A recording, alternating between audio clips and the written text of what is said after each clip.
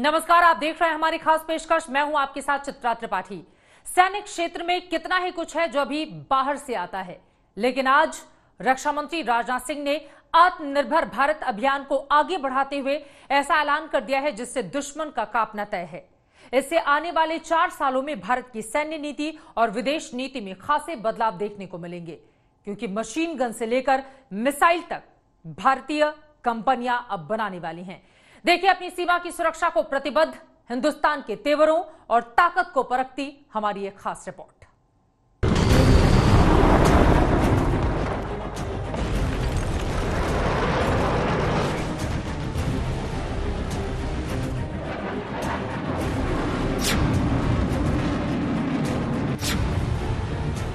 अब देसी हथियारों से अपनी रक्षा करेगा हिंदुस्तान। न चीन करेगा हिमाकर, न साजिश रच पाएगा पाकिस्तान। हिंदुस्तानी हथियारों को देख दुश्मन हो जाएगा हैरान। दुनिया को सबक सिखाने का हिंदुस्तान ने किया ऐलान।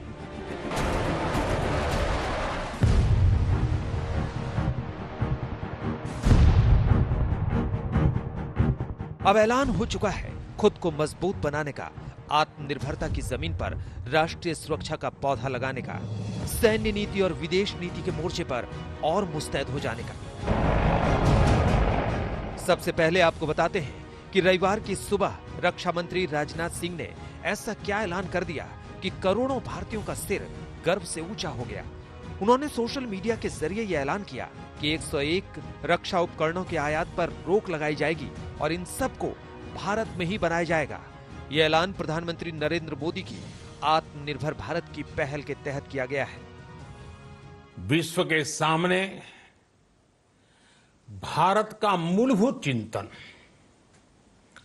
आशा की किरण नजर आता है।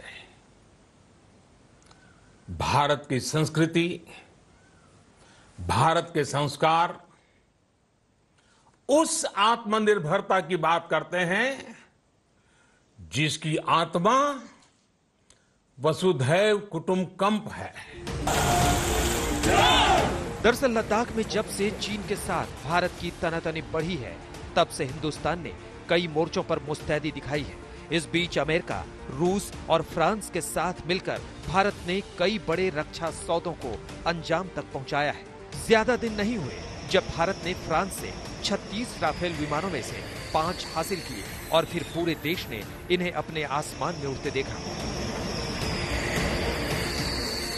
दुनिया जानती है कि एलएसी पर चीन को हिमाकत करते हुए 3 महीने से भी ज्यादा का वक्त हो गया है। इसका मुंहतोड़ जवाब देने के लिए भारत ने भी कोई कसर नहीं छोड़ी और हजारों सैनिकों को एलएसी पर भेजने के अलावा अपने अत्याधुनिक उपकरणों और जंगी जहाजों को भी वहां तैनात किया। प्रधानमंत्री से लेकर रक्षा मंत्री तक ने लद्दाख में फॉरवर्ड पोस्ट का दौरा किया, जवानों की हौसला अफजाई की और दुश्मन को साफ साफ शब्दों में चेतावनी भी दे डाली। हम शांति चाहते हैं, हमारा चरित्र रहा है कि हमने दुनिया के किसी भी देश के स्वाभिमान पर चोट पहुंचाने की कभी कोशिश नहीं की। लेकिन यह भी मैं कह देना चाहता हूं 2 टूक शब्दों में, यदि कोई दुनिया की ताकत हमारे स्वाभिमान पर चोट पहुंचाने की कोशिश करेगी तो उसे किसी भी सूरत में हम बर्दाश्त नहीं करेंगे। उसका हम मुंहतोड़ जवाब देने के लिए भी तैयार रहेंगे। सुरक्षा के नजरिए से हिंदुस्तान की नीति आईने की तरह साफ रही है।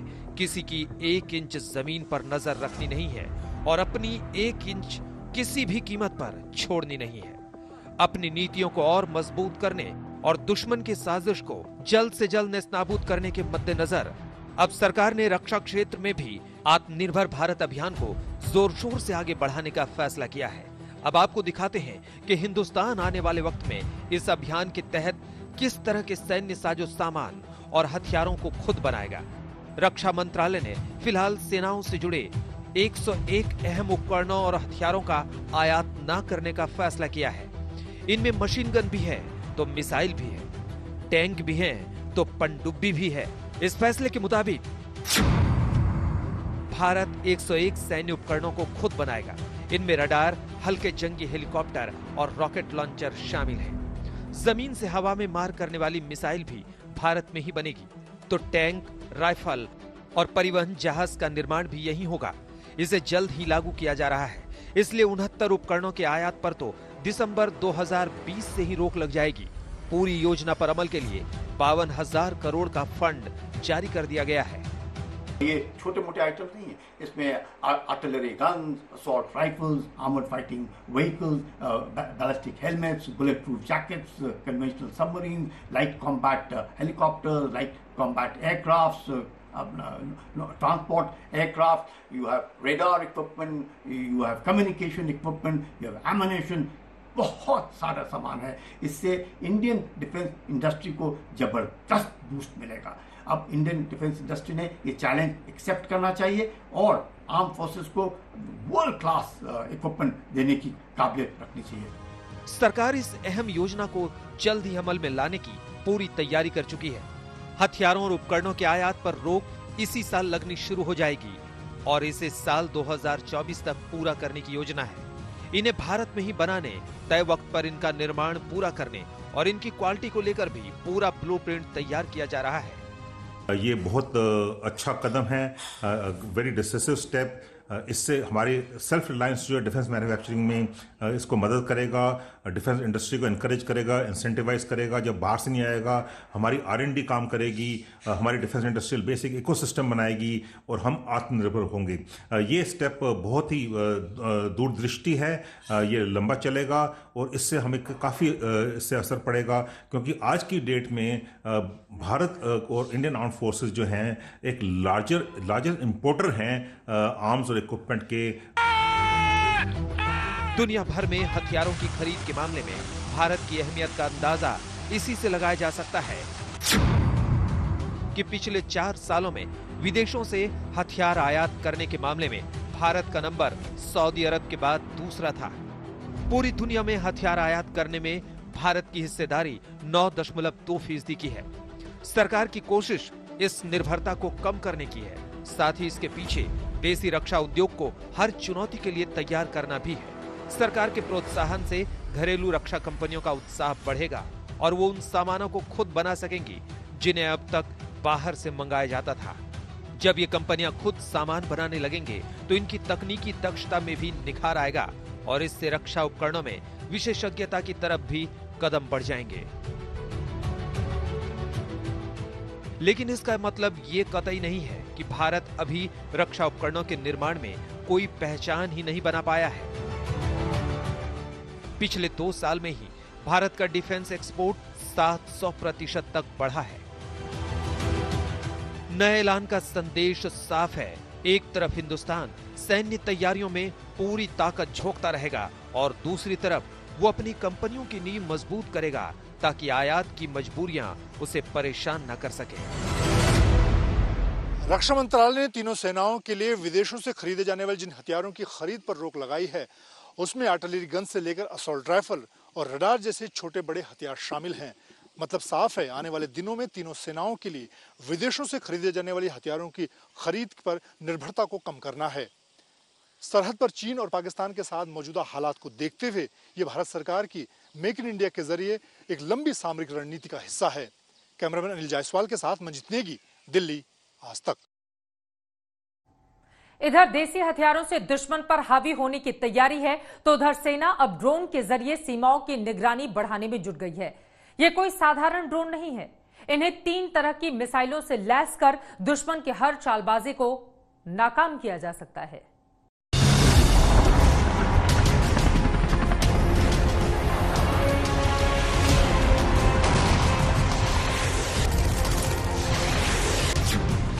मिसाइल से तैनात ड्रोन लेंगे दुश्मन की खबर।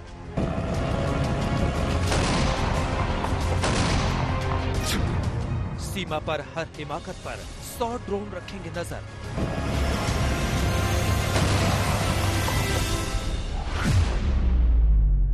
लद्दाख में चीन अड़े रहना चाहता है, जिद्दी बना रहना चाहता है और चाहता है कि पहले की तरह भारत उसके सामने घुटने टेके। लेकिन उसकी ये गलतफहमी हर कुछ दिन बाद दूर हो जाती है जब हिंदुस्तान ये साबित कर देता है कि वो भी पूरी तैयारी के साथ अपनी सीमाओं की रक्षा के लिए तत्पर है।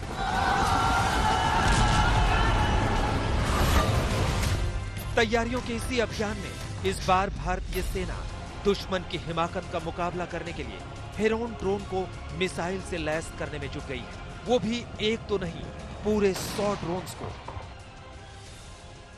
लद्दाख में भारतीय सेनाएं चीन के खिलाफ टैंक से लेकर लड़ाकू विमान हर मोर्चे पर अपनी तैयारियों को चाक चौबंद कर रही हैं और इसी कड़ी में अब हेरोन ड्रोन्स को मिसाइलों से लैस किया जा रहा है। बिना सैनिक के दुश्मन के ठिकाने को नेस्ते नाबूद करने के लिए हेरोन ड्रोन्स को एंटी टैंक मिसाइल और लेजर गाइडेड मिसाइल से भी लैस किया जा रहा है। भले ही सरहद पर इस वक्त चीन के साथ बातचीत चल रही हो, लेकिन भारतीय सेनाएं छोटे और बड़े किसी भी मोर्चे पर चीन के खिलाफ अपनी तैयारियों में कोई कोर कसर नहीं छोड़ना चाहते।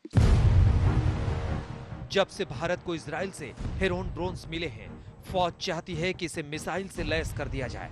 पिछले कुछ महीनों से जिस तरह की चुनौतियां सीमा पर देखने को मिल रही हैं, उसे देखते हुए इस प्रस्ताव को एक बार फिर रक्षा मंत्रालय को भेजा गया है, ताकि इजाजत मिलते ही इसे संवेदनशील इलाकों में मिसाइलों के साथ तैनात किया जा सके।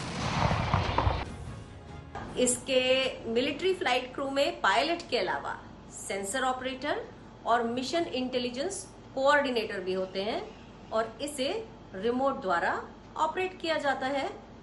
हेरोन ड्रोन चूंकि काफी एडवांस टेक्नोलॉजी के होते हैं और ये मिसाइलों से भी लैस होते हैं।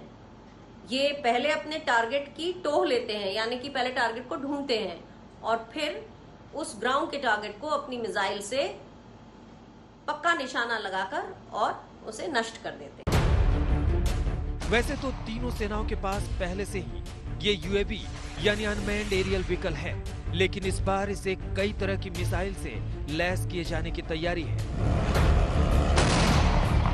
जैसे लेजर संचालित बम, लंबी दूरी की आसमान से जमीन पर हमला करने वाली मिसाइल और एंटी टैंक मिसाइल।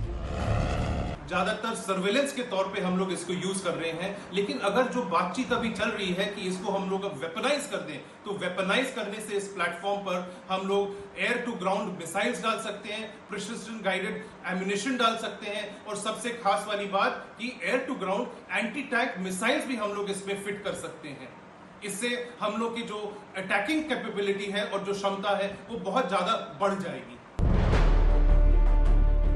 आइए अब आपको इन ड्रोन्स की खासियत के बारे में बताते हैं। ये ड्रोन लगातार 24 घंटे तक 10 किलोमीटर ऊंची उड़ान भर सकता है। इसकी तुलना अमेरिका के प्रीडेटर और रीपर ड्रोन से की जाती है। इजराइल में हेरोन ड्रोन ETN के नाम से जाना जाता है। हेरोन ड्रोन की सबसे बड़ी खासियत खुफिया जानकारी इकट्ठा करना और जासूसी करना है। जासूसी का यह हवाई हथियार तब और भी मारक हो जाता है जब इसे जरूरत पड़ने पर हमलावर का किरदार निभाना पड़ता है। जिस तरह से LAC और LOC पर दुश्मन ने परेशानी बढ़ाने की आदत पाल ली है, हिंदुस्तान ने भी जिद्दी पड़ोसियों को सबक सिखाने के लिए कमर कस ली है। दिल्ली से मंजीत नेगी के साथ आज तक ब्यूरो। तो देखा आपने किस तरह हिंदुस्तान हर मोर्चे पर मुस्तैद है, क्योंकि वो ये जानता है कि चीन अपनी आदत से बाज नहीं आएगा। कल ही LAC पर हुई मीटिंग में चीन को 5 मई से पहले की स्थिति में लौटने के बारे में 2 टूक कह दिया गया। अब देखना है कि इस बार फिर जिद पर अड़ता है चीन या फिर बातों मुलाकातों का सम्मान करता है चीन।